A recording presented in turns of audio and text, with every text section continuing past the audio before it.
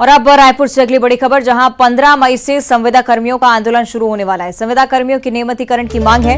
बलौदाबाजार से रथ यात्रा की शुरुआत होगी। आंदोलन की शुरुआत इसी तौर से करने की तैयारी इस बार 3000 किलोमीटर का सफर तय करेंगे संविदा कर्मी। 21 जून तक हर जिले में प्रदर्शन किया जाएगा। 21 जून को रायपुर में तूता धरना स्थल पर प्रदर्शन की तैयारी है। तो संविदा कर्मी नियमितीकरण की मांग लगातार लंबे समय से उठा रहे हैं।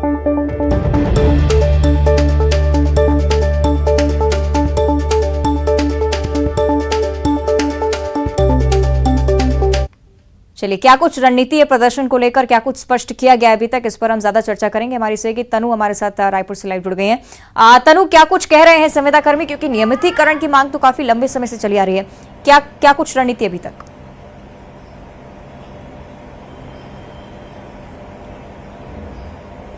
जी देखिए, छत्तीसगढ़ में विधानसभा चुनाव जो है वो नजदीक है। ऐसे में प्रदर्शनों का जो दौर है वो लगातार जारी है। प्रदेश भर के 45,000 संविदा कर्मी जो हैं अपनी नियमितीकरण की मांगों को लेकर सरकार के खिलाफ एक बार फिर मोर्चा खोलेंगे और बलौदाबाजार जिले से इस रथ यात्रा आंदोलन की शुरुआत की जाएगी और जिसके बाद 3000 किलोमीटर का सफर तय कर संविदा कर्मचारी जो हैं वो राजधानी रायपुर पहुंचेंगे और राजधानी रायपुर के तूता धरना स्थल पर ये राज्य सरकार के खिलाफ जो है प्रदर्शन करेंगे। वहीं छत्तीसगढ़ सर्व विभागीय कर्मचारी महासंघ की बैठक में रथ यात्रा को मंजूरी दे दी गई है और इस दौरान 15 मई से 21 जून के बीच हर दिन हर अलग अलग जिले में संविदा कर्मचारी जो हैं वो प्रदर्शन करेंगे और रथ यात्रा को लेकर संविदा कर्मचारियों की रूट भी उन्होंने प्लान कर लिया है। और इसके साथ ही संविदा कर्मचारियों का कहना है कि 4 साल पहले राज्य सरकार द्वारा नियमितीकरण का जो है वो वादा किया गया था, लेकिन राज्य सरकार द्वारा किया गया जो वादा है वो अभी तक पूरा नहीं हुआ है और इसी वादे को याद दिलाने के लिए संविदा कर्मचारी जो है वो लगातार प्रदर्शन करते जा रहे हैं और एक बार फिर उग्र प्रदर्शन करने के लिए बाध्य हैं। जी ठीक है, बहुत शुक्रिया आपका तनु, जानकारी के लिए। देखना होगा सरकार की क्या प्रतिक्रिया सामने आती है।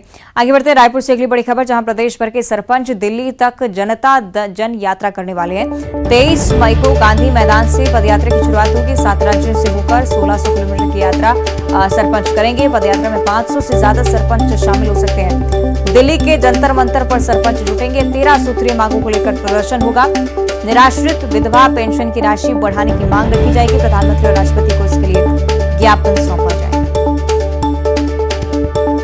प्रदेश भर के सरपंच की तरफ से ये पदयात्रा शुरू होगी। 500 से ज्यादा सरपंच जुटने की संभावना। 1600 किलोमीटर की पदयात्रा, इसमें प्रधानमंत्री नरेंद्र मोदी और राष्ट्रपति द्रौपदी मुर्मू को 13 सूत्रीय मांगों को लेकर ज्ञापन सौंपने की तैयारी है।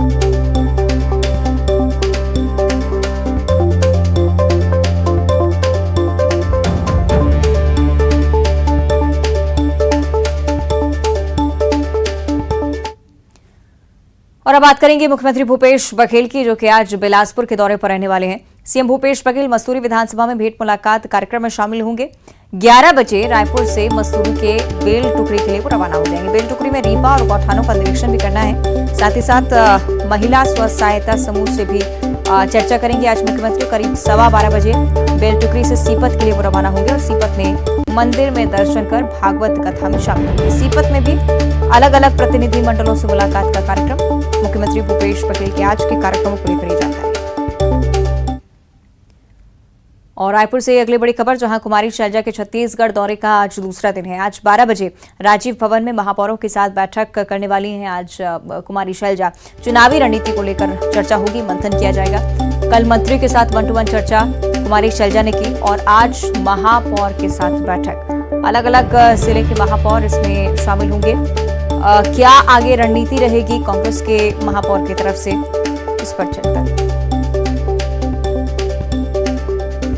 सहयोगी ममता लांजेवार हमारे साथ फोन लाइन पर जुड़ रही हैं। ममता, क्या कुछ जानकारी इस बैठक को लेकर आज? बिल्कुल देखिए 12 बजे ये बैठक होगी, राजीव भवन में बैठक होगी। पूरे प्रदेश भर के जो महापौर हैं वो इसमें इकट्ठे होंगे और उनसे चुनावी रणनीति को लेकर बातचीत होगी। कल मंत्रियों से 1-to-1 जो है वो कुमारी शैलजा ने की है और जानकारी ली है। उसके साथ ही कल रात को सीएम हाउस में डिनर भी था। डिनर के साथ में चर्चा थी और उसके बाद लगातार जो है वो बातचीत हुई और चुनावी रणनीति को लेकर कुमारी शैलजा का कहना था कि क्योंकि आने वाले समय में विधानसभा चुनाव है और जाहिर तौर पर चुनाव तक जितनी भी बैठकें होंगी उसमें चर्चा यही होगी कि किस तरह से चुनाव जो है वो संपन्न कराए में जो है वो कांग्रेस की स्ट्रेटेजी हो किन रणनीतियों को लेकर कांग्रेस चल सकती है और कांग्रेस जो है वो किस तरीके से चाहे वो बीजेपी केंद्र सरकार की जो योजनाएं हैं, तमाम तरह की जो योजनाएं हैं, उनको वो योजनाएं जो उनको लगती है कि कमजोर है, उसको लेकर जो है सड़क पर उतर सकती है। तो ये तमाम मसले हैं जिस पर कुमारी शैलजा आज राजीव भवन में बैठक लेंगी और प्रदेश भर के जो महापौर हैं बैठक में शामिल होंगे। दूसरी बात अगर हम बात करें तो पिछली बार कांग्रेस जब चुनाव लड़ी थी तो उन्होंने बूथ पर फोकस किया था खासतौर पे, और यही जो नजदीक है उन्होंने प्रदेश भर में जो चुनाव हुए थे, विधानसभा चुनाव, उसमें उन्होंने इसी को एग्जाम्पल के तौर पे रखा था। और जितने भी नगर निगम होते हैं वो बूथ को मजबूत करने के लिए एक बेहतर जरिया हो सकते हैं, और तय तौर पर यही टारगेट जो है वो प्रदेश भर के महापौर लोगों को दिया जाएगा। ठीक है, बहुत शुक्रिया आपका ममता इस पूरी जानकारी के लिए। आगे बढ़ते हैं कोरबा से अगली बड़ी खबर, जहां एससीसीएल की खदान बंद करने की चेतावनी से हड़कंप की स्थिति पैदा हो गई। एससीसीएल प्रबंधन ने 15 दिन का समय इसके लिए मांगा है। गेवरा खदान प्रबंधन ने मामले पर चर्चा भी की है। बीजेपी नेता और भू विस्थापित ग्रामीणों से चर्चा की गई है और अचानक से आदेश के इस खदान को अब जल्द ही बंद करना है। हालांकि इसके लिए 15 दिन का समय भी मांगा गया है। ऐसे कि अब्दुल हमारे साथ ज्यादा जानकारी के लिए जुड़ रहे हैं। अब्दुल, क्या है पूरा मामला? जो गेवरा खदान है उससे जो भू स्थापित जो है वो नौकरी, मुआवजा सहित अन्य सुविधाओं की मांग को लेकर लंबे समय से आंदोलन कर रहे हैं। और यही कारण है कि उनके बीच में कई बार वार्ता भी होती है एससीसीएल प्रबंधन की, बावजूद इसके कि अब तक कोई ठोस पहल नहीं की जाती है। फिर से एक बार भाजपा जो नेता है उनके ज्योतिनंद दुबे वो और भू स्थापितों के साथ मिलकर गेवरा प्रबंधन ने चर्चा की है और उसको लेकर खदान को बंद करने की चेतावनी देने के बाद स्थिति हड़कंप की स्थिति निर्मित हुई। उसके बाद ये प्रबंधन ने उनसे बातचीत की है और 15 दिन का समय मांगा है ताकि उनकी जो मांगे हैं उन पर प्रबंधन विचार करेगा और आगे कार्रवाई करेगा। ठीक है, धन्यवाद आपका जानकारी के लिए। और प्रदेश में बुधवार को आए 10वीं और 12वीं बोर्ड के परिणाम को लेकर बस्तर कलेक्टर ने सख्ती दिखाई है। खराब रिजल्ट वाले स्कूल के प्राचार्य की कलेक्टर ने जमकर क्लास लगाई, साथ ही अगले शिक्षा सत्र में ध्यान देने के निर्देश दिए। हर महीने स्कूलों की रिपोर्ट कार्ड जिला शिक्षा अधिकारी को भेजने के भी निर्देश। इसके साथ ही शासन की योजनाओं का संचालन ठीक तरह से हो, ये भी निर्देशित किया गया है कलेक्टर की तरफ से। ये बड़ी जानकारी आपके साथ साझा कर रहे हैं। और रायपुर से अगली बड़ी खबर, जहां प्रदेश में मेडिकल कॉलेजों की कमियों की अब जांच की जानी है। जांच के लिए अधिकारियों की टीम भी बनाई गई है। सरकारी के साथ साथ निजी मेडिकल कॉलेजों पर भी अब नजर होगी। एनएमसी ने मेडिकल कॉलेजों में प्रोफेसर्स की कमी पर आपत्ति जाहिर की थी और उसके बाद से ही अब कार्रवाई का दौर शुरू होने वाला है। एनएमसी ने मेडिकल कॉलेजों की जो आपत्ति बताई प्रोफेसर्स की कमी को लेकर, इसी के आधार पर न सिर्फ सरकारी बल्कि निजी मेडिकल कॉलेज में भी जांच की बात की जा रही है। कमियां पाए जाने पर सख्त कार्रवाई भी हो सकती है, ऐसी भी आशंका।